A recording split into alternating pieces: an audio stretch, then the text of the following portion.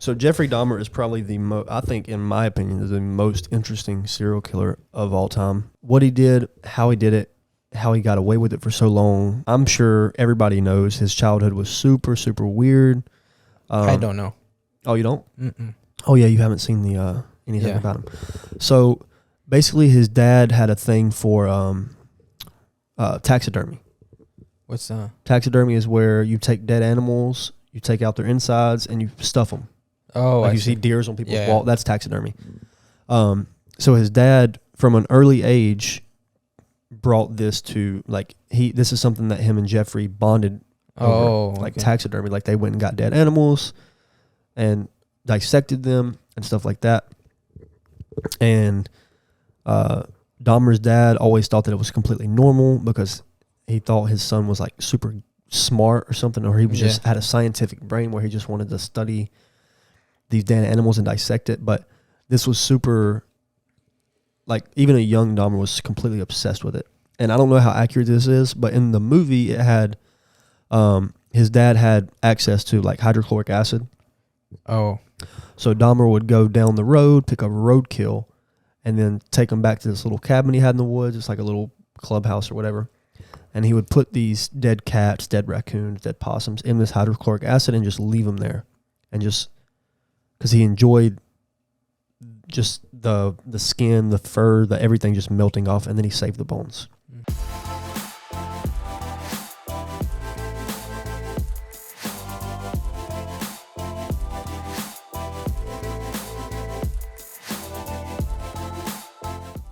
Welcome to the False Night Podcast here with episode 103, the soon-to-be best podcast in the world. We are here with myself, as the host, Alvaro Vargas, and we're here with the co-host, Zachary Lee Wooten. And we're also here with My social security number is... just kidding. co-host, Spider-Man, Miles Morales. And we have, what you call him, Mexican man? Mexican man. Here we are. And Gringo. No, that's white. That is white. Vato. Whatever. Yeah. And we're here with our modelos. So, Modelo, come through, man. Just send a free beer. Yeah, for real. No, I don't need that. I don't need free beer. But all right, we're here. Another week, another episode.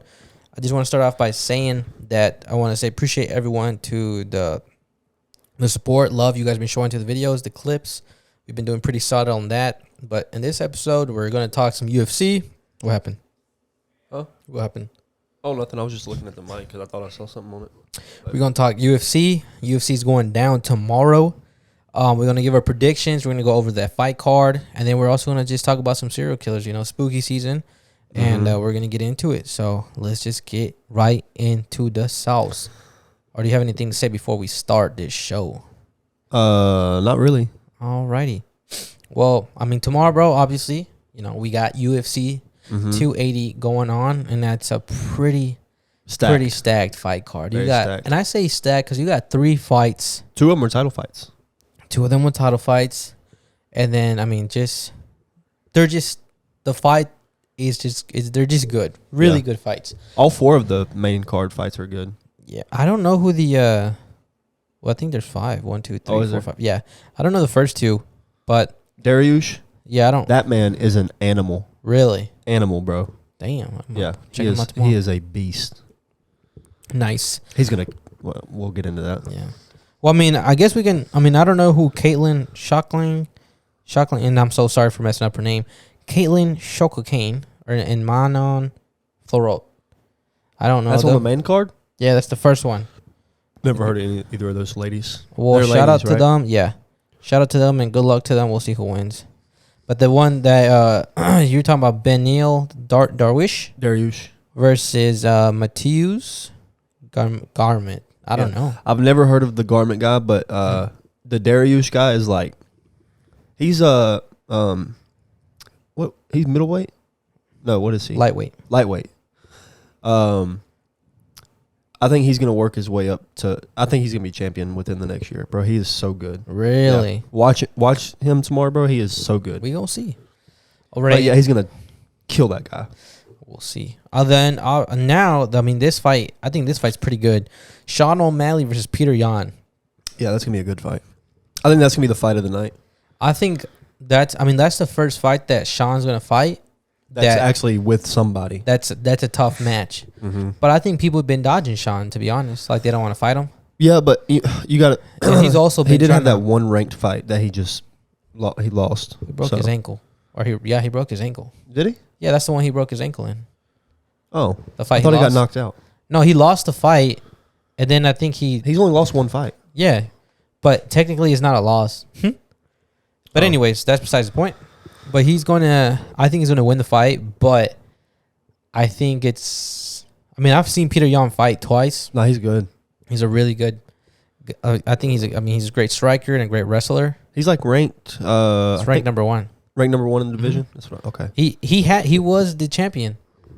And I'll explain that to the next fight. Yeah. So what's interesting about the Peter Yan and Shan O'Malley fight, you got that fight, and then right after that, you got the Aljamain Sterling and TJ Dillashaw. Same weight classes. Yeah. So let me tell you, I don't know, you remember Aljamain Sterling and Peter Yan fight the first time. Yeah. Peter Yan accidentally kneed Aljamain Sterling on accident. In the balls? No, in the face. Aljamain was on the ground, and he just like, I that's remember an illegal that. shot. Yeah, I remember that. So okay, yeah. he lost by like disqualification. Yeah. So then Aljamain got the belt, and he was flexing that shit and everything. Of course, yeah. And he got so much heat for it. Who? Aljamain? Aljamain. Yeah. And they was like, "You're not the real champion. They shouldn't give you the belt. You're not the winner." And even when he became champion, he just left the belt there in the cage. He didn't even take it. But then days later, he's taking pictures and flexing it with everybody that he's the champion and shit. But I mean, Peter Yan and Aljamain fought right. They got right back to it, and Aljamain won in decision, which was crazy. Crazy, he fought pretty good. Peter Yan didn't have no answers. Yeah. So I think Peter Yan's really good, but have you seen their size difference? Peter Yan and Sean? Yeah, Sean's taller. Like a lot, and his reach is like yeah. As long as he stays outside, as long as he don't let it get close, Peter Yan get inside. But the thing about Sean's fights, bro, he hasn't had a close fight. They've all been dominant. Yeah. He's been dominating all his fights. Yeah, but he's also never fought anybody ranked. Yeah, he's never fought. Yeah. So this is a completely different story. But I think Sean O'Malley's going to win strictly because of reach advantage. Really? That's the only reason I think. And knockout power. I think it goes to decision. I don't. Really? I think knockout. You think it knocks him out? Yeah, I think he knocks him out. Really? Mm-hmm. I don't see Peter Yan getting knocked out. I think so. Yeah. Sean O'Malley's just got that spark. He's so unpredictable, bro. He kicks, he knees, he spins, he can knock you out in so many different ways, and he's really good at all of those. Yeah, he's techniques. He's like kind of like Israel Adesanya. Yeah. In a much smaller version, obviously, but you don't know, other than his wrestling, he's not good at wrestling, but you don't really know what he's going to do. So I think he's going to knock him out. It's going to be complete, I don't know. Yeah. Kick to the head or something. It could be. I'm excited for that fight. And then the Aljamain Sterling fight and the TJ Dillashaw, brother, they'd be talking so much shit to each other even before the fight. Oh, see, I just saw the press conference. I don't really follow them. So, TJ Dillashaw, so backstory, if a lot of people don't know, he was suspended for 2 years after he fought against Henry Cejudo, which a fight that he lost, TKO. Knocked out. He got TKO'd. Yeah. He failed the urine test. He tested positive for EPO. I forgot what EPO stands for, but basically it's damn. You good? Well, I know. I was just saying, are you good? You dropped your phone, Yeah. We straight, bro. All right, let me just give you TJ and Dillashaw. Let me just give a better of it's a hormone produced by the kidneys. Oh, I want to find what EPO stands for. EOP. Enhanced performance, something like. Anyways, he tested positive for EPO. He said in an interview that he doesn't produce much red blood cells, and that's why he took it, which could be an excuse or not. But I also just read that basically, if you take whatever, I don't know, if you inject it under your skin, and you produce these red blood cells, and you do it for 4 weeks, and you start training for 4 weeks, it's very similar to someone who's trained for several years. Like you get that same type of performance. Like you're going to perform the same. Yeah. Like if you train that much, and it gives you much endurance. Yeah. So your endurance is crazy. Like you don't get fatigued as easily. And So he tested positive. He got suspended for 2 years. I think he fought Cody. What's his name? Cody Garbrandt. Mm-hmm. Knocked his ass out. Yeah. And then now, Aljamain Sterling called him out on his last fight when he beat Peter Yan. He said, "TJ, you bitch. Is that your next bitch?" That's what he told him. Yeah. And then TJ Dillashaw was like all hyped about it, and she's like, "Come on, damn bitch." Yeah. You know? I think Dillashaw wins. I think so too. I think it sleeps him. I don't think it's gonna be close. Yeah. I don't know. Like I said, I do not follow either of these fighters, but I just think I don't know. I just think TJ Dillashaw's gonna win. He's fought more. I think to me, he's fought more like he's fought in Mighty Mouse. He's fought in Cody. Who's Mighty Mouse? Demetrius Johnson. I forgot his name. Oh, you never got to see. He's Mighty Mouse. He's a skinny. He's a skinny, light skinned dude. No, but he's considered one of the greatest mixed martial artists. Oh, he's really good, bro. Really good. Anyways, he fought him. He fought Henry Cejudo.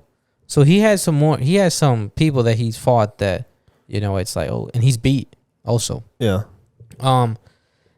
So I definitely think TJ takes that fight. I don't think it lasts more than 3 rounds. It's a 5-round fight. It's a championship round. See, I don't think any of the fights on the main card go the distance. I don't think not one of them goes, except for maybe the girls, because I have no idea who those people are. But I don't think any fight goes the distance. That's true. That's very true. But what's cool is Dana White said the winner of the Yan and Sean O'Malley fight, they would fight the winner of the championship fight. Oh, so can you imagine seeing like TJ Dillashaw versus Sean O'Malley? Sean O'Malley, yeah, that would be. That's fireworks, bro. Yeah, because Sean O'Malley, I feel like he deserves it, bro. He's just dominating the division. Yeah. Like, obviously not the ranked people, but if he comes from fighting unranked people and just beats the number 1 ranked in the division, bro. I mean, he has no one else to fight. Yeah, he's pretty much, every fucking body in that division is on this card. Pretty much. Anybody that's anybody. So. Yeah. So that's that fight. Now we get to the main fight. The one that Charles Oliveira de Bronx versus Islam Makhachev from Pakistan. No, it's not Pakistan. It's Russia. It's somewhere in Russia. I don't think it's gonna be a close fight, bro. I think Charles Oliveira takes the fight. Oh, okay. Easy peasy lemon squeezy, bro. You think so? I think he takes a fight, but I don't think it's gonna be easy peasy lemon squeezy. Because from what I've heard, what I've seen, they hype that man up too much, bro. Yeah, but even their trainers, because obviously him and Habib are have the same trainers and all that. They said he's better than Habib, which I do not agree with, because Habib is Habib a whole different breed. Bro. Yeah, no, okay, not the GOAT, but anyway, that's a different conversation. But Islam, I feel like Russians in general are just different. Yeah, they're built different. They're just built. Yeah, they're built makes different. Sense. But Islam, I think, is going to be. I think he might be. He's definitely a better wrestler, I think, than Oliveira. I think so. Wrestler, yes. No, that's what I'm saying. Jiu-jitsu, I'm saying I don't know. Just strictly wrestling. I think he's a better wrestler, because that's all them Russians do is just fucking wrestle. Anyway, so I think he literally said, and I don't know if you watched the presser. He's going to take him to the ground and submit him, because he wants to submit him, because Charles Oliveira has a record for most submissions. So I think he's going to try so hard to end it on the ground that he's going to slip up and get knocked the fuck out. Yeah. I think Oliveira I think he knocks him out. I don't think he wants to take him on the ground. I know he's going to attempt to. Yeah, but I don't know. I mean, again, that's all he knows, his wrestling is. He's probably got some firepower up top, but I feel like he's going to try too hard to get Oliveira to the ground, and he's going to get caught. And look, I'm sure Islam is technical as fuck. Khabib, I'm sure, has taught him a lot. Oh yeah, I'm sure. And he's strategic, technical. So I'm not saying he don't got it, right? But bro, anyone, and this goes. He's the favorite though. Yeah, I know, but this goes to everyone out there who people say Islam is gonna win or blah blah blah. Bro, Charles Oliveira has fought Chandler, Poirier, Gacy. Brawlers, bro. Ferguson. Yeah. In the span of like 2 years, bro.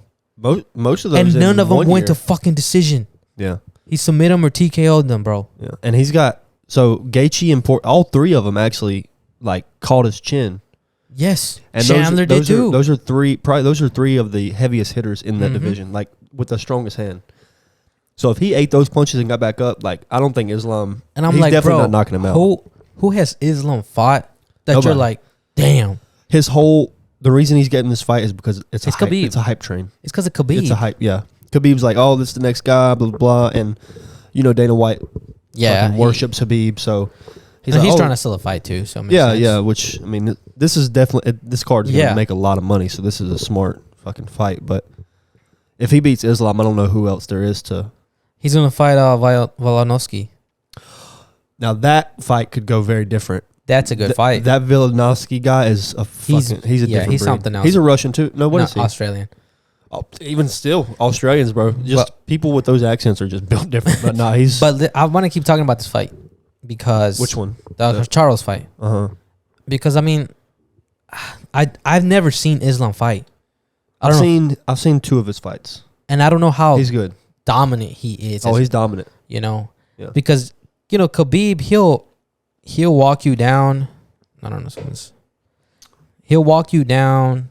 He'll wrestle you. He'll put you through hell. Yeah. And he's like kind of what he did to Conor, and kind of what he did to Dustin Poirier.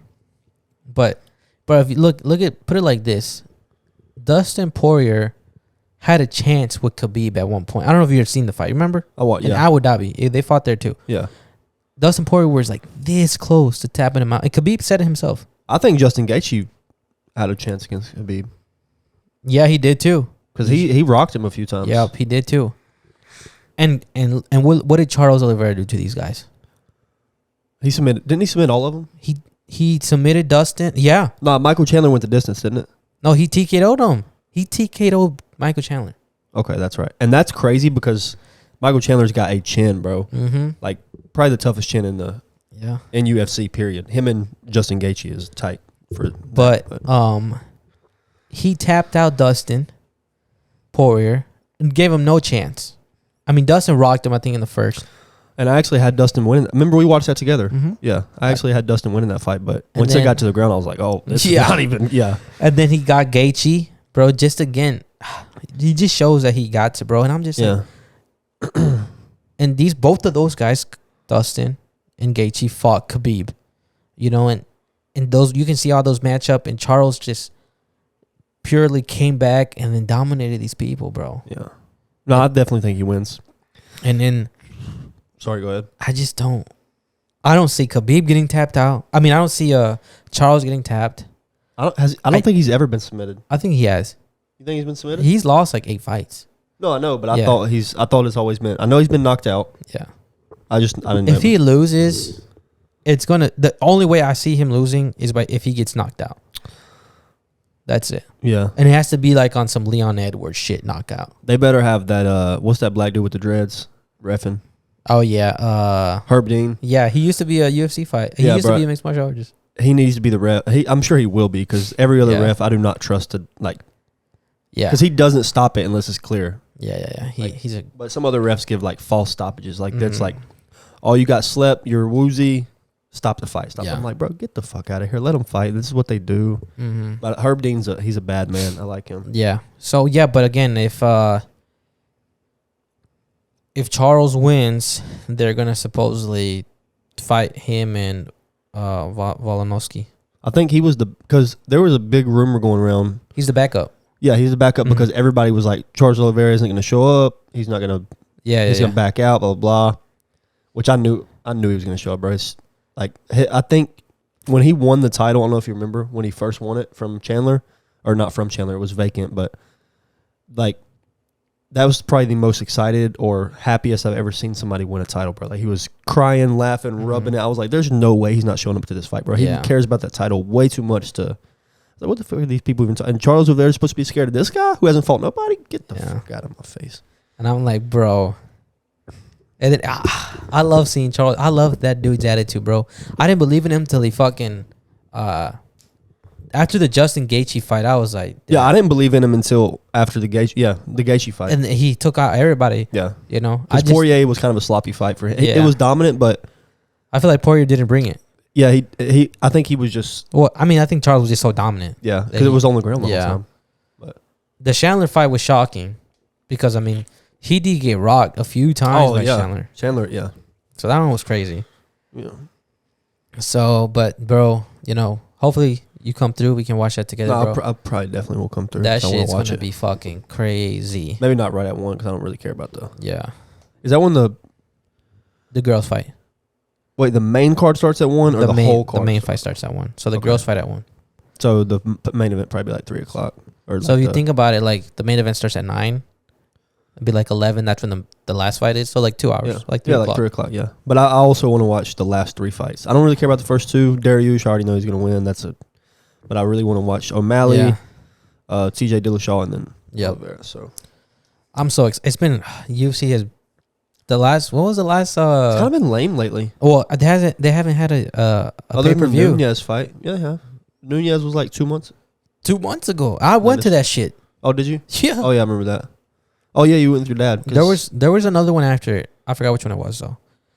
I think it was it Adesanya? I was gonna say Adesanya. No, Adesanya's coming up. No, but that was the last one. Oh wow! I think it was the last pay per view one. Yeah, probably. Okay. Yeah, but anyways, that's UFC. It's gonna the hype is real. I guess that's our predictions. I think we agreed on everything. Yeah, we did. Yeah. Every fight. So Dariush, you don't know. Yeah. So we got Dariush, O'Malley. Yep. TJ. TJ, and then Charles Oliveira. Yeah. I think we didn't agree on how they're going to end because I think somebody's going to get slept or submitted in every single one of them. It's hard to see all those fights actually finish completely. Yeah, I think they're going to get done, finished. Early, yeah. The only one that I could see going the distance. TJ. I was going to say... the Charles fight? No, I was going to say O'Malley. Really? If there's one that I think might go the distance because it's only 3 rounds and I feel like... Oh, yeah, that's right. It is only 3 rounds. It's only 3 rounds. So it's not a championship. It's going to be hard to... That's very true. It's very true. So we'll see though. We'll see tomorrow. Predictions are in. Which by the time everybody sees this, the thumbnail will let you know who won. I have a plan for that. But anyways, let's get into the topic of the podcast, bro. I mean, we got serial killers. The only one I know about. We're gonna talk about. Oh, I know two. We're gonna talk about Jeffrey Dahmer. Okay. Ted Bundy. Mm-hmm. And who else? John Wayne Gacy. John Wayne Gacy. Which is crazy you don't know about him because he's like the worst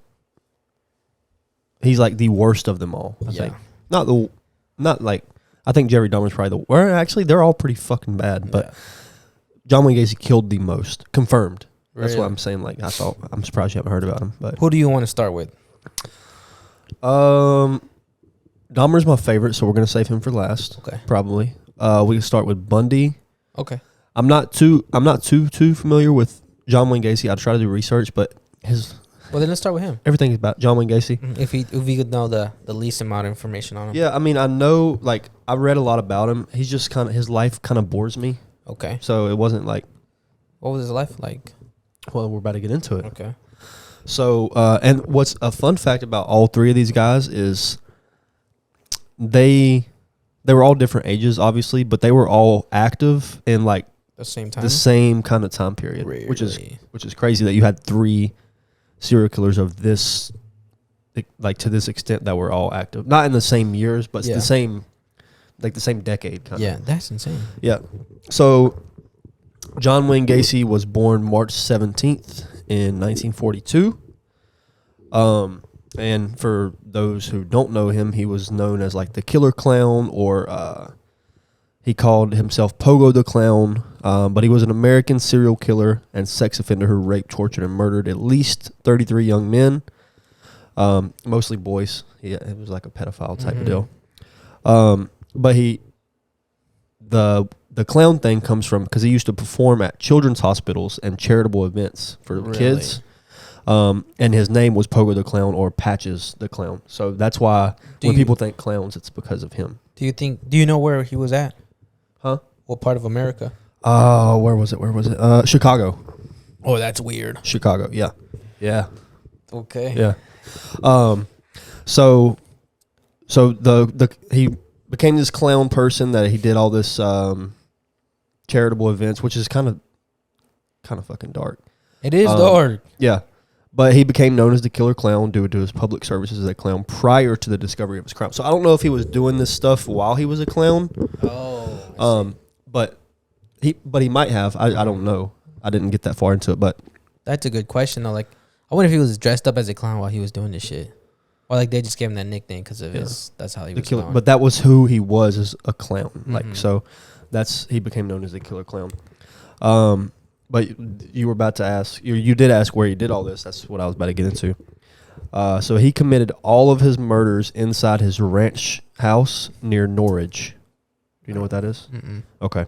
It's a village in Norwood Park Township. You know what that is? Mm-mm. In suburban Chicago. So Probably. I was like more north of Chicago. It could have been south there. Well, it was in the suburbs of Chicago. Yeah. Long story short.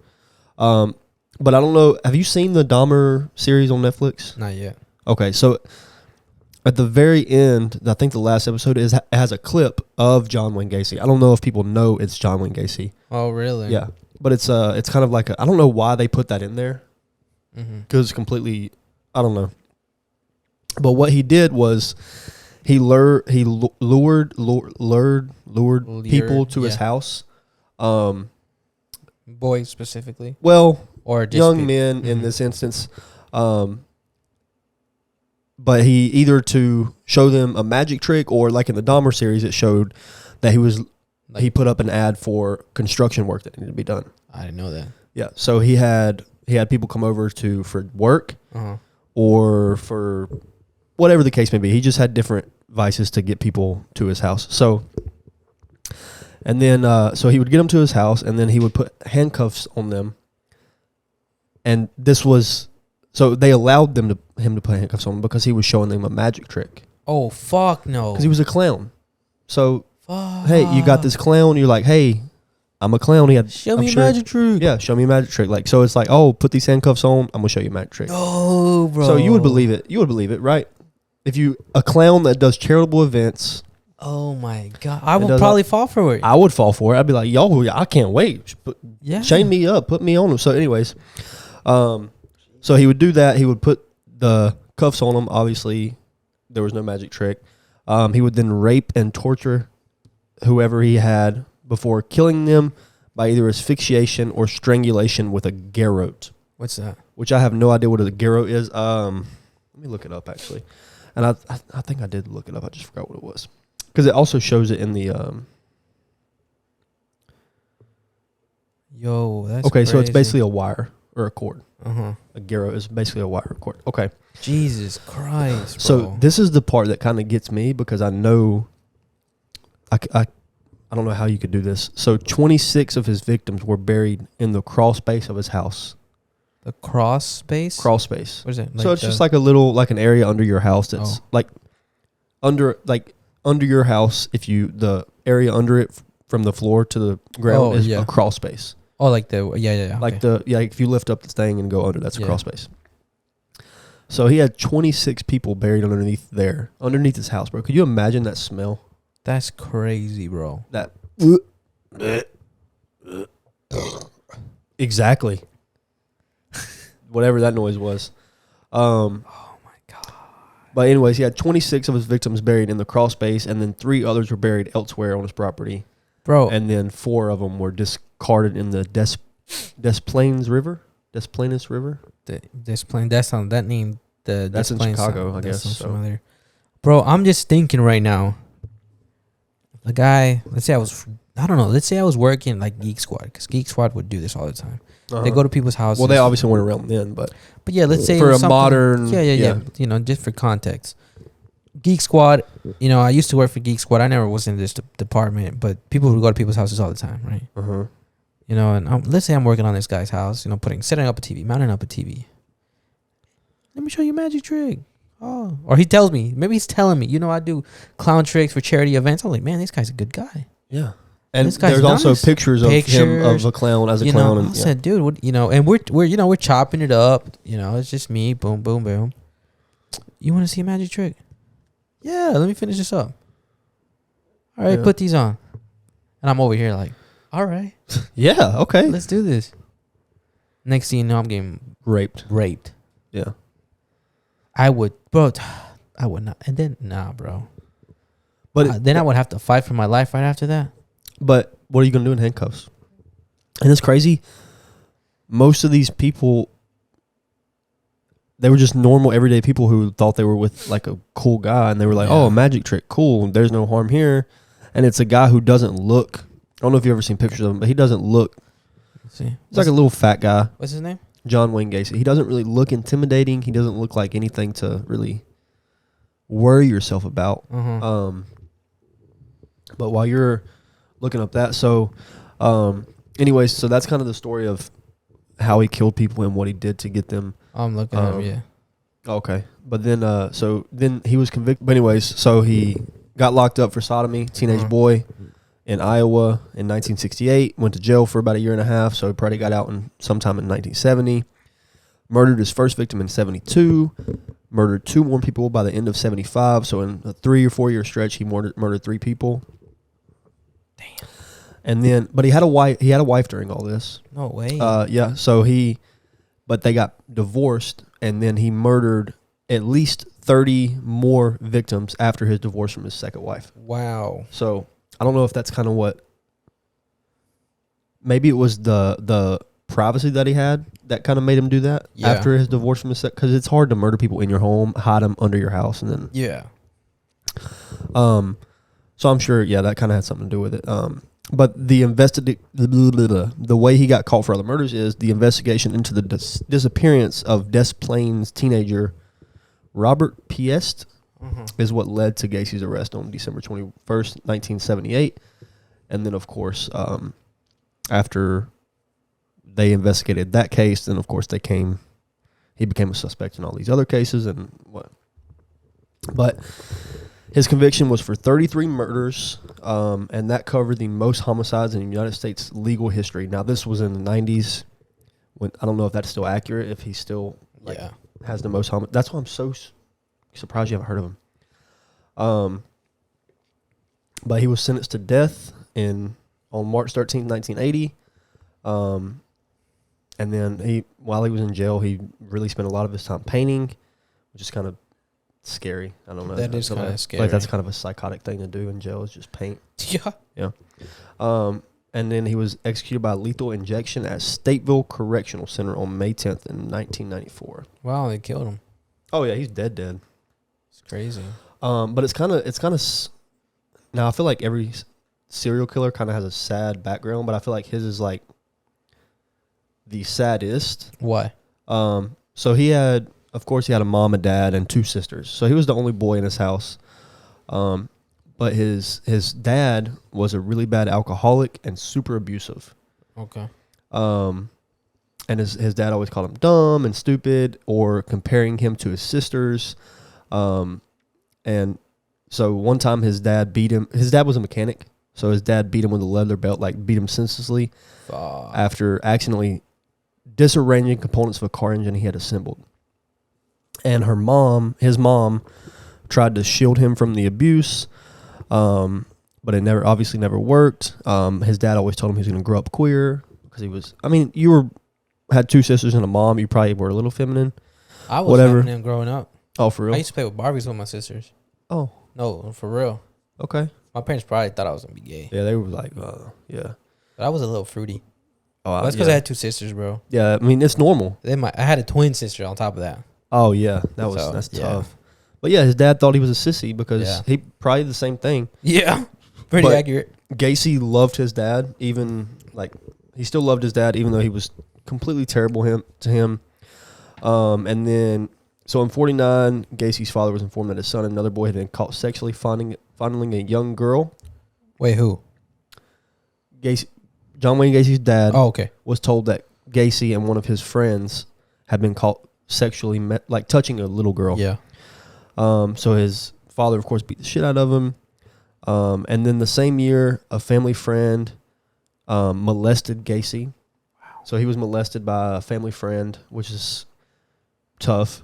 But he never told his father about it because he thought his father would blame him and call him, a faggot or a queer or whatever. stuff that he's always called him. And then Gacy's whole life, he was super overweight and unathletic. He had a heart condition, so he never played any sport. So he was just a super unpopular kid. And he was sick for a lot of his life, and his dad always told him he was faking it, so he was in and out of the hospital. Damn, that's tough, bro. Yeah, and then one of Gacy's friends in high school always said that Gacy's dad used to beat him without being provoked at all. Like, he would just come out of the basement drunk and just start beating the shit out of him for no reason. Damn. So his dad is dead, obviously, but he cried when his dad died. He died from some kind of liver condition. But I wonder if his dad, because I'm pretty sure his dad died after because he was in prison when his dad died. Oh, he was already locked up? Yeah, he was locked up. So I'm always curious, like, if his dad ever felt like remorse or was like, I'm the reason for this, because he treated him so bad. And I'm sure after he got older, he was like, I feel like he wanted to be in control. I feel like some guys or dads, they still are like stubborn about it, and they're like, nah, that was his fault. Fuck him. Yeah, but it could be like Jeffrey Dahmer's dad. Like, he almost takes full responsibility for how Dahmer ended up. Yeah. So I'm trying to think, what if Gacy, like, what if he had a good childhood? Would he have still been this crazy psycho killer? Yeah. But he spent his whole life getting beat up by his dad, made fun of by his dad, and he never had control. So I think he grew up to crave control so bad that he eventually. There's always so crazy. A reason. I don't know. Yeah. I'm not a criminal mind person, but like, all these serial killers, it's like, what is it called? What's the word? Mentally, they all have similar traits mentally. Yeah.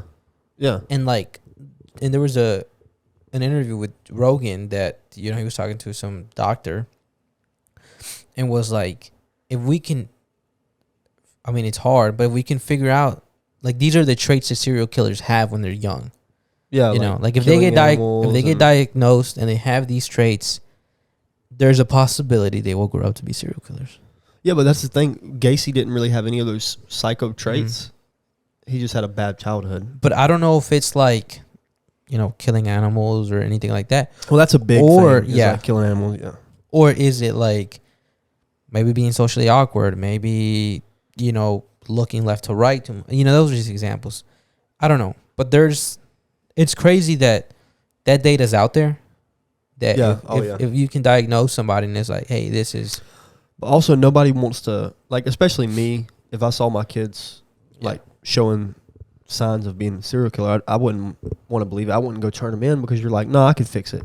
Yeah. I could fix them. I could change them. And then you only realize when it's too late that those were the signs. But you knew they were there, but you're like, nah, I could fix this. I see them. I'm going to fix it. I'm not going to turn them in because you don't want your kids to go through that. So that's probably how a lot of serial killers are made, because their parents just don't want to admit to the fact that their kids might grow up to be fucking serial killers. I think some people just do, they grow up or are either born like mentally ill. Yeah. I don't think you can be more mentally ill. You don't think so? I think it's I do think it's hereditary. Level. Okay, maybe. I do think it's hereditary. I don't think you're born that way. I think it's maybe you could be born that way. No, mentally, like you said, I think it is whatever the word you say. Hereditary. Here. Yeah. Because I think, like, if anxiety runs in your family or depression runs in your family, at some point in your life, you're probably going to run into depression or anxiety really bad. And I think that's hereditary. Serial killer, I feel like it's hereditary to a certain extent, but I think the mental it's up to you whether you act on it or not. Like, I think the mental part is there. Yeah, it just, but depending how you react to it. How you react to it, yeah. And I think that's why your environment, like growing up, is so important. Yeah. It's so. Broke the mic, dude. You got to screw it. Make sure you tighten it up. Okay. But anyways, so that's John Wayne Gacy. Jesus. He got killed had a really, really, really rough childhood. Not to say there's an excuse for what he did, but really bad childhood that probably led to why he did what he did. Super normal guy, got killed in the lethal injection in prison. Never once. I think he's one of those guys that never really had any remorse. I can't remember what his last words were, but I'm pretty sure they weren't good. Like they weren't like forgiving or nothing. Yeah. So that's him. I gotta figure out if he's still the most popular, or the serial killer who's killed the most people in United States history. That's kind of a confirmed. There's probably people who've killed way more, but obviously we'll know. That's insane. 33 people confirmed, bro. That's all. But that's the next guy, Ted Bundy, is very, very similar in numbers, anyways. So he has a weird fucking life, bro. Really? Like his life is so. It's just weird. Anyways, so he was born in 46, died in 89. We'll get over his death. We'll go over his death in a minute. But so his mom got pregnant. He was a bastard. So his mom got pregnant out of wedlock. And in this time period when he was born in the 40s, if you're not married and you have a kid, it's like shameful, like you're shunned on. So he was born and he was raised with his grandparents. And the weird thing is his grandparents raised him as their son. So to avoid any judgment or anything, they told everybody that knew them or whatever that Ted was their son, and Ted Bundy was raised to believe that those were his parents and his mom was his older sister. No way. Which is fucking weird, bro. Yeah. So he spent a lot of his life believing that his mom was his older sister. Yeah. To avoid the stigma that born out of wedlock, whatever. But yeah, even friends and even family believed that they were his son. Now, the family thing kind of confused me. I was like, how do you not know? She got belly. Yeah.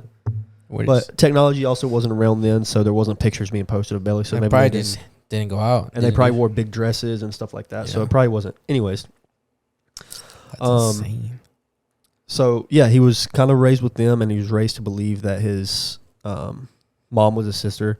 Eventually, he found out because somebody showed him I think it was his cousin, showed him his birth certificate and called him a bastard because he didn't really have a dad. He didn't know who his dad was. And then he found out years later who his actual dad was, and he resented his mom, hated his mom for not ever telling him. But he loved his grandparents, or his parents, but they were really his grandparents. He was always super close to them. Even after he found out everything, he always said he loved his grandparents. Like, he had no ill wishes towards them. It was more of his mom for not being honest with him. That's insane. That's crazy, bro. Yeah. But when he was a kid, so he's one of these kids that did kind of give off serial killer vibes. Yeah, I think I remember seeing that in a documentary. I don't know about the animals thing. I don't think he ever went as far as to the animals, but it's on one occasion, probably the most notable one is Luis, who is, I think, her younger sister, woke up from a nap to find herself surrounded by knives from the kitchen. And Ted Bundy was 3 years old, standing by the bed, smiling. So he got some kitchen knives, put them around her. 3 years old, bro. That's my son's age. Yeah. If my son put knives around me, and I woke up and saw knives around me, and he was standing at the bed smiling, bro, I would flip my shit. Yeah. I'd be like, what the fuck? Yeah. Like, and back then, that's really weird. That was in the 40s, bro. Like, almost 1950 when... So nowadays, kids are more... They see knives more often. There's TV, there's video games and stuff. So knives are kind of more normalized now. But back then, you got to think how... That's probably a psycho little kid, bro. Probably hard to even get a knife back then. Yeah, and he got a bunch of them from the kitchen. Jesus. But anyways, and then... So that was 3-year-old Ted Bundy. And then his childhood neighbor said that Ted, his whole life, was a bully. And he got off scaring people. He loved for people to be scared, and he loved having control over people, inflicting pain on them, and being the cause of their fear. So he enjoyed people being scared. Yeah. Or bringing them physical and mental pain. That's crazy. And then kind of another red flag is he told somebody when he was kind of more older that when he was in his adolescent years, younger years, he chose to be alone because he never understood how to develop a friendship or what it took to be a friend or why people wanted to be friends with people. Wow. So he was kind of just, and you probably know Ted Bundy was everybody always regards him as a super charismatic, handsome guy. So he's, to think that he wasn't like a loser. He had friends. People loved him. He was a likable guy, but he wanted to be alone because he just didn't know what it took to have these friendships or whatever. So long story short, he got older, blah, blah, blah. He met a girl. He went to college, met this girl. That was his first love, more so. They had a super serious relationship. He flunked out of college. He eventually dropped out of college. His girl broke up with him, but for lack of, she said he wasn't ambitious enough or had nothing going for him in his life. And after all this happened with Ted Bundy and him killing people, they said that this was probably a major turning point in his behavior. Well, this is when he started to commit crimes. Yeah, this is when he started to kill people. So, but eventually he was kind of working odds and ends jobs, minimum wage jobs. But eventually he went back to school for psychology. At first, when he first went to college, he went for Chinese to study Chinese. Dropped out, worked these jobs, got broken up with, blah, blah, blah. Eventually went back to school for psychology and excelled. He was like top of his class in college. And so he's very smart, loved and admired by everyone. Nobody ever had anything negative to say about him. Everybody was so surprised. But the way he carried this over into his murder life or whatever, like I said, he was always regarded as very charismatic, very handsome, which I don't know if you've ever seen this motherfucker. He was not handsome, but maybe back in the day, I think. Back in the day, that might have been, so the way he got his victims or whatever, he would always approach them in a public place. I know this. You know how? Yeah. Yeah. So he always approached them in a public place. He usually acted hurt, like he had a physical impairment or something, or he acted like a cop or something like that. I don't know if you know that. I heard one of the stories that he went to study psychology to learn how to manipulate people. I didn't hear that, but that's probably... But I heard like that was one of the things that I could have sworn I remember hearing something like he learned how to manipulate people, and he would like talk on how easy it was to manipulate people. He always bragged about how easy it was to... Like how you get people to feel bad for you and shit like that. It's crazy. Like he knew how to do that. Yeah, so I think that's part of the reason why he acted physically impaired, because he knew, hey, if a guy on crutches comes up to you and asks you for help with something, you're probably going to help him. Or if a cop, he dressed up as a cop. I forgot what one of his aliases was, Sergeant or some cop name. But he had this man was very weird. So he would, like I said, he would approach them, act injured or like a cop or whatever, and then he would beat them into he would hit them over the head, and they went unconscious. Took them to a secondary location to be raped and strangled. Women, all women. Yeah, all women. He never killed. Well, never killed any men. We don't know that. But it was never known. I also heard that he would tell girls like, "Hey, can you help me with my car?" Yeah. And I was like, that's a red flag, bro. Yeah, like he was a hurt guy or something that needed help. Like I know in one of the shows I watched, he was, maybe it was a movie. Anyways, but he went up to this girl on crutches. He dropped his keys. He asked her to help him get his his keys. She did. One thing leads to another, blah, blah, blah. But the weirdest part of Bundy is, so he took him to secondary locations to be raped and strangled. I never really figured out where he buried his victims or if he buried them at all. But so he always revisited his victims. Like after he killed them, after he buried them away or whatever. And when he visited them, he groomed them and performed sexual acts with their corpses. That's nasty. And the only thing that made him stop was decomposition and then the destruction, of course, by wild animals, which made their body, you couldn't really do anything with them at that point. That's fucking disturbing. So that's so weird, bro, that he just went out in the woods, just fucking dead people. That's crazy, bro. And making them, brushing their hair, making them look pretty, and then... But he also, he did decapitate, he decapitated at least 12 women and put their heads in his apartment as trophies, I guess. So he literally had 12 heads in his apartment. No way. Of just women, bro. Yeah. I did not know that. Memento. Yeah, they found 12 victims' heads in his apartment. That's so disturbing. Why do people do this? I don't know, bro. But I mean, because his life wasn't bad.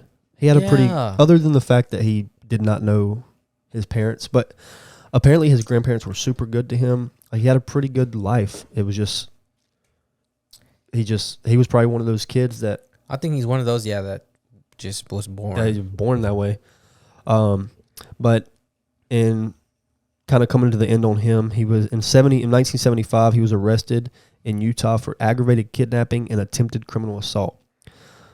So this is before they knew anything about him, like that he killed all these people. And then he became a suspect in a very long list of unsolved murders in several states. So his murder stretched for 7 states. He murdered people in 7 different states. Most notably, I think, was Florida was the main state he was in, but it was like Florida, California, Idaho. Like, I think I know his first one was like in that college that he was at. I think in Iowa. Yeah, it was in Iowa. His first and then victim. Colorado was where his first murder charges came. So not far from us. I mean, it's kind of far, but you know what I mean. But he went to prison, and then he didn't kill some girl though. He didn't kill a girl. He had a girlfriend that she stayed there the whole time. Yeah, that was his second girlfriend. I don't know who that was though. I forgot her name. But he didn't kill her. No, he didn't kill her. He did her so wrong, but he did not kill her. He had 2 girlfriends that he. Oh, that's so right. Yeah, one of them didn't kill. Yeah, he sure did. One of them was like she kept going for him, and he was so ugly to her. Oh yeah. But women like that shit, bro. Because it's like I don't know, bro. It's weird. But so he went to prison in 77. 75. I forgot. I didn't get the dates. But anyways, he escaped from prison twice.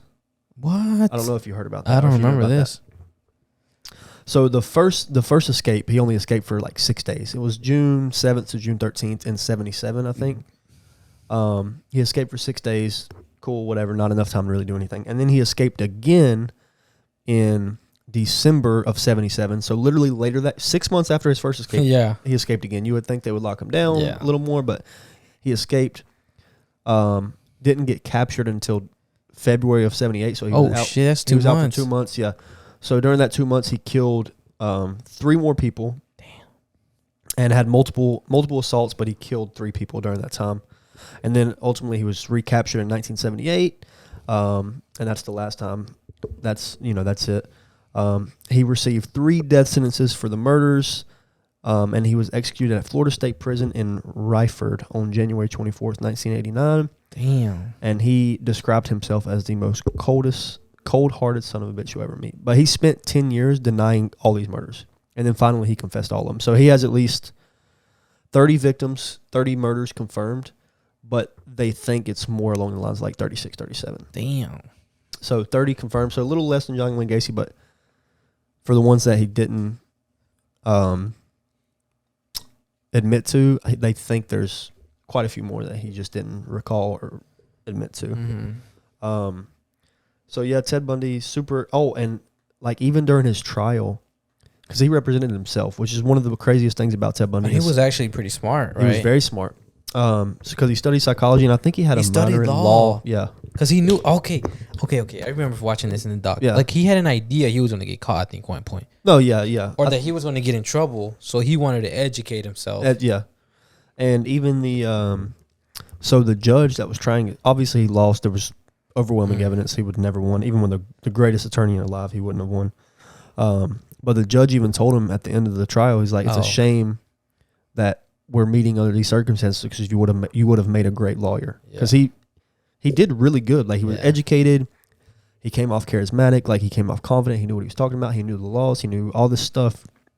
And he knew the laws for different states. I remember that part. Because he had murders in 7 different states. So he probably knew more than the lawyer that was the prosecutor.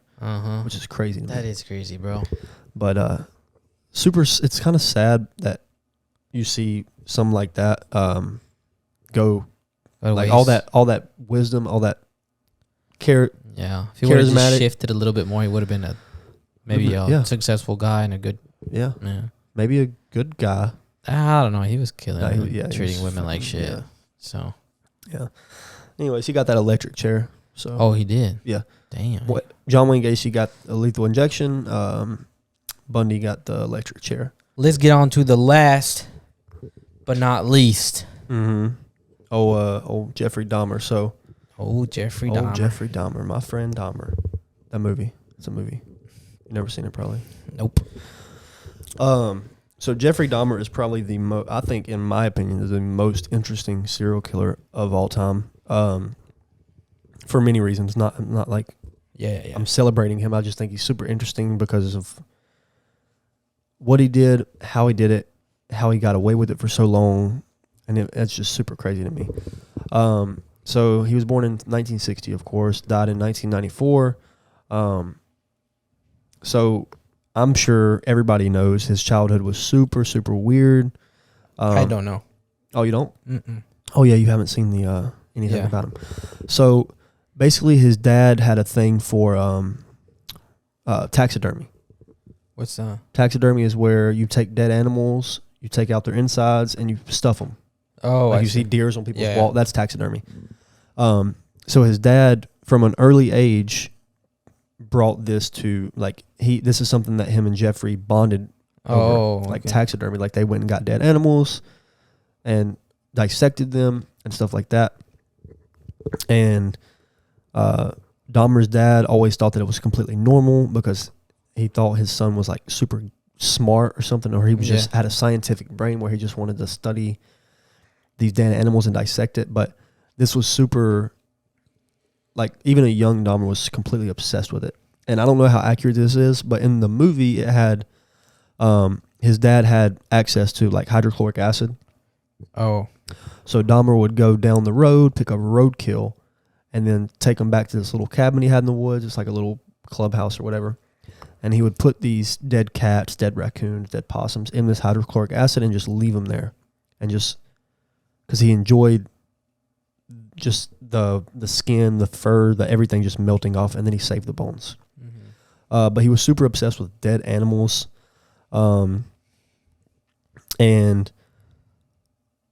so when he was in school, so he was always doing that, which is super weird. But his dad it's kind of fucked up because his dad like brought that to him. Like, hey, this is taxidermy. Let's go dissect this animal.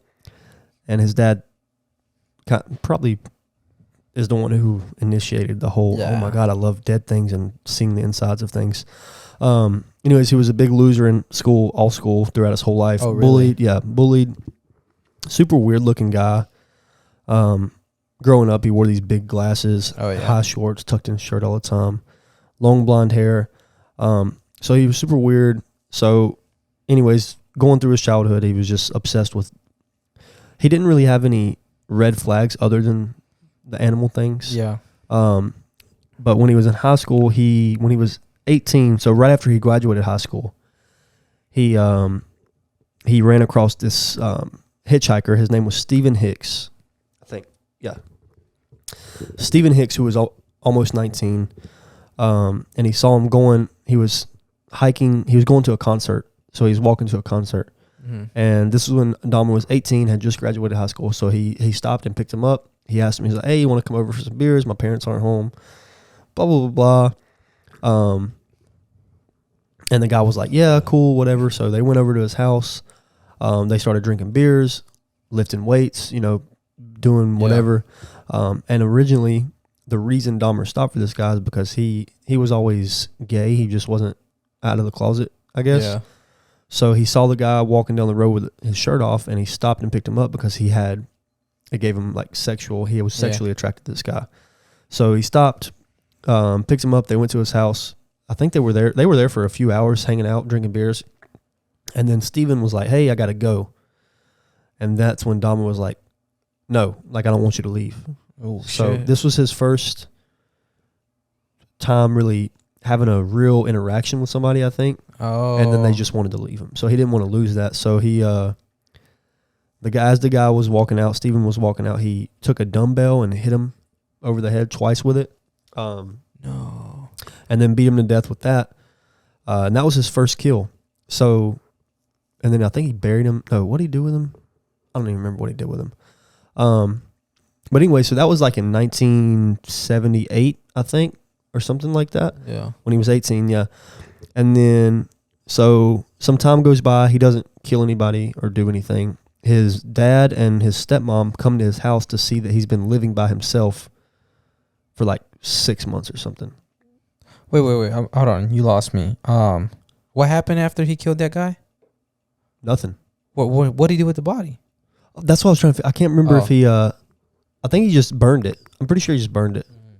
He got rid of it somehow, but I'm pretty sure he just burned the body. Okay, and then how did it lead to him being at home alone or living by himself? Oh, his mom was just a piece of shit. So his mom was like off on pills and all this stuff. So she just left him home by himself, and his dad didn't know that he was home by himself. So his mom left him there. Like she just left and didn't come back.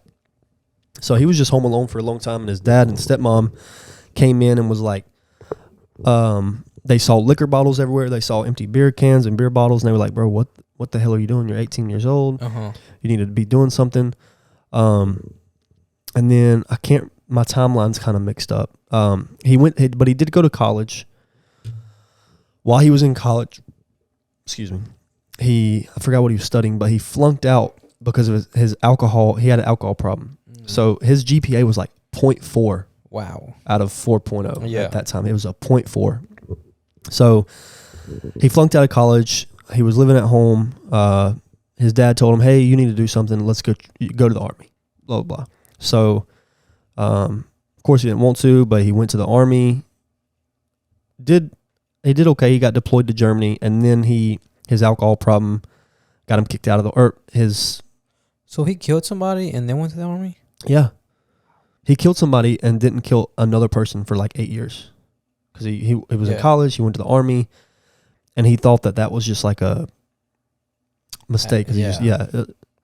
So he always had these fantasies, but he just didn't act on them. He thought that was just like... And then, so he went to the Army, came back home, moved back in with his... Said he got kicked out of the Army? He got kicked out of the Army, yeah. I think it was an honorable discharge. He just had an alcohol problem and his performance fell, so they just let him go. Anyways, got home, stayed with his dad for some time, then went to his grandma's house. A lot of his victims were at his grandma's house. He killed a lot of people at his grandma's house. Really? Yeah, he went out to gay bars, met guys.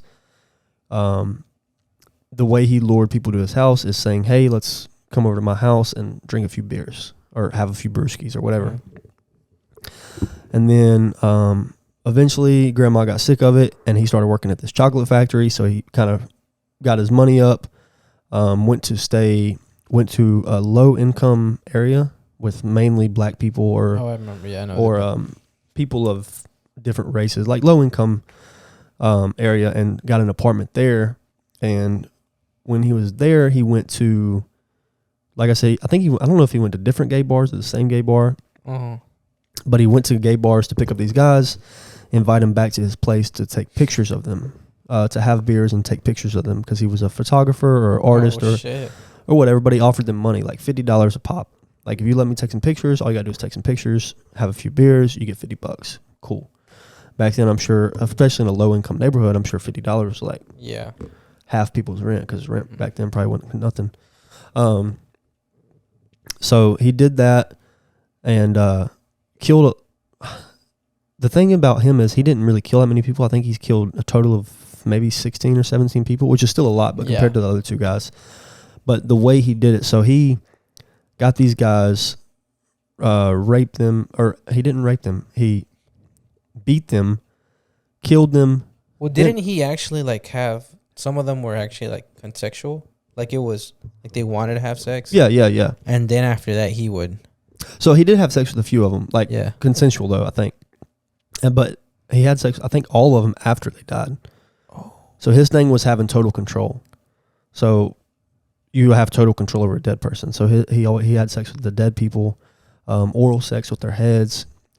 So he took pictures of them before and after they were dead, cut up their bodies, ate their bodies. That was one thing. Yeah, he was called the Milwaukee Cannibal because he literally brought them to his house, drugged them. Oh, that was another big thing. So he had a sleeping medicine concoction that he used. He put it in their drinks, drugged them.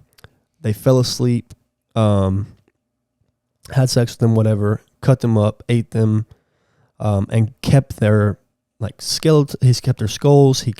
There was some guys like nuts in his fridge, their hands, just different parts of these people's bodies that he kept. And when he got caught, they found this picture. He was saving all these body parts to create a shrine, almost like a statue of body, like these people's body parts, like made into a skeleton. And then it was super, super weird. But he, and he went under the radar for so long because there were constant complaints about him. And then the most notable one that everybody knows about is the 14-year-old. So before he started killing people, he was arrested and he went to court for molesting, right? Molesting a kid, 14-year-old kid. So he got off for that. I think he had to do some jail time, but it was like a work release. Mm-hmm. So when you're working, you work. Yeah. When you're not working, you're in jail. So he did that, done with that. But didn't they the boy went to the law, and the law brought back the boy to Dahmer? Yeah, so that's this kid I'm about to talk about. So okay. The kid that Dahmer molested, this kid, the 14-year-old, was that kid's brother. Oh, okay. So that's kind of like well, he killed one of them. Yeah. Yeah. So the kid he molested didn't die. Yeah. And then I guess it was a couple years later or whatever, he ran into the brother, bought him alcohol, and the brother knew who Dahmer was. Like, he knew that this was the guy that molested his little brother. And he still said yes to going back to his house with him because he was like very low income. His family, they're all immigrants. He's like, take pictures of me, $50. That's $50. I can give it to my family, help my family. So he went back with Dahmer to his house. That's fucking He crazy. drugged him, and he literally drilled a hole in his skull and put boiling water in there. He was trying to make him into a zombie. He didn't want to kill him. He was just trying to make him into a zombie that was like basically that he had total control over. So he drilled a hole in his skull and then put boiling water in it? Yeah. And there was another one that he put acid in there. He was trying to create a zombie. I heard about that too. So, but this kid, I forgot how, but he got away, made his way outside. Yeah. And then the cops were called. The cops came, got this kid, and Dahmer was like, nah, it's my boyfriend. We're just doing whatever, messing around. We're just doing gay stuff, drinking beer. He's just really drunk. The cops hand-delivered this kid back to Dahmer's apartment, walked up to Dahmer's apartment with the kid, gave him back to him and said, basically, we're not fucking with your gayness. Because back then, gayness was like nah. Bad. Like, yeah. So they literally, this is probably the most sad part of the whole thing because that kid didn't have to die if the cops would have just been more vigilant or kind of saw the signs of what was going on. But they hand delivered the kid back to him. He killed him. I hear there's a lot of crazy side stories because of like his neighbor. Oh yeah, that she kept complaining about the smell. Multiple complaints, yeah. And she wasn't the only neighbor. There was a couple of neighbors that were complaining about the smells coming from his apartment. He just told him it was bad meat. Yeah. Because he was a super unsuspecting guy, bro. Like he. And they all knew that he was on some gay stuff too. Yeah, right? Yeah. Everybody knew he was like a gay weirdo or whatever, and they just never fucking know. Yeah. He didn't look like anybody threatening. Like he didn't look threatening to anybody. So, but anyway, so he killed, dismembered 16 or 17 guys and boys, mostly black, Mexican, Indian. Yeah. I think he killed 2 white people. His first 2 were white, and then after that it was all black and Mexican. Eventually, of course, went to prison. How did he get caught? Somebody got away, right? Oh, yeah. Somebody got away. His last victim got away, went to the cops, and was like, with a handcuff on, was like, hey, this guy's trying to kill me. Like, he's taking pictures. He's trying to kill me. He's trying to eat me, whatever. Yeah. And they didn't believe him at first, but they're cops. So doing their due diligence, they went to this guy to this apartment, smelt the smell, went and asked Dahmer if they can come inside and look around. Dahmer, for whatever reason, said yes. They went inside, found all this pictures of these dead guys, blood stains, looked in the fridge, found skulls and balls and hands, and then they had this big, I think it was like a 50-gallon jug of acid. Yeah. That I think pieces of like 13 different people were in, which is crazy. There's a crazy scene. There's a crazy clip of you see these people in suits go up to the apartment and then bring down the acid out of there. Yeah. That's a crazy video. Yeah. Because they're in fucking suits, bro. Because Yeah. they don't want to get contaminated. Yeah. Just fucking insane. Yeah, Dahmer was Sicko.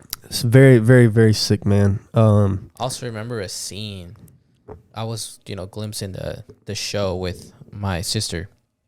She was finishing watching it up, and or she was watching it, and there's a scene where the dad's like, I'm assuming it's the grandma's house, is like, open the briefcase. What's in there? And Yeah. There was a head in there. Yeah. And then like he left, and then like for like 10 seconds, and he took out the head and put it under the bed or something. Yeah. That. And I said, that's crazy. Like that could have yeah. And But- just keeping heads and shit. Yeah, just in your everyday little lockbox. Yeah. Just, there's a head in there. But he liked to do things with these heads, like, And he sexually, would like, so, he would like, it was weird. Like he liked that. Yeah. Like I need some head. Get out this head. Yeah. That's crazy. Yeah, it's creep, bro. And his dad thinks, still to this day, I don't know if I think his dad's still alive, maybe. But his dad said he also had these same fantasies. When he was younger, growing up, he always had these fantasies. He just never acted on it. So he thinks it's his fault that Dahmer became Dahmer because he passed this on to him. And there were red flags, but he ignored them. Kind of like I said, you're going to ignore red flags from your kid because you think you can fix it. Yeah. But he had his parents weren't there for him really, like they should have been. But obviously, it's not their fault. It's Dahmer's fault. And he took full responsibility when he got caught. And it's weird because he's done interviews. Yeah, his interviews are like, he seems so nice.